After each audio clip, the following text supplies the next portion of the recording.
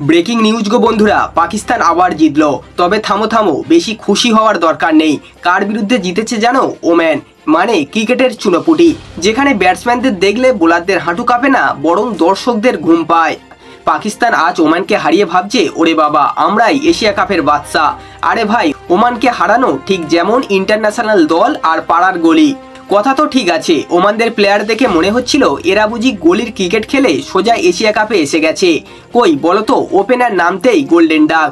পাকিস্তানের নিজের ব্যাটারাই তো ভয় পেয়েছিল যে শেষ অবধি ওমানের কাছে হেরে না বসে।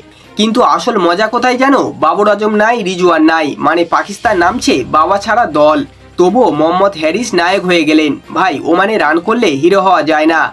আরে আসল ঝড় তো রবিবার। ভারত বনাম পাকিস্তান। অপারেশন সিঁদুরের পর প্রথমবার মুখোমুখি হতে চলেছে এই ভারত বনাম পাকিস্তান। ভাবতেই শরীর কাঁপছে। সূর্যকুমার যাদব, শর্মা, তিলক বর্মারা ইতিমধ্যেই ব্যাট গ্লাভস নিয়ে গরম করতে শুরু করে দিয়েছে। পাকিস্তান শুনে রাখিস, রবিবার কিন্তু 22 গজে আর ওম্যান আসবে না, আসবে ভারত। যেখানে ব্যাটিং লাইনে কপালে ঘাম ঝরে, সেখানে এক একটা ছক্কা মানে দর্শকদের বুকের ভেতরে ঢুম ঢুম। পাকিস্তান, তুই যতই জিতিস না কেন, রবিবার তোর হাল যে হবে সেটা ওমানের থেকেও আরও খারাপ।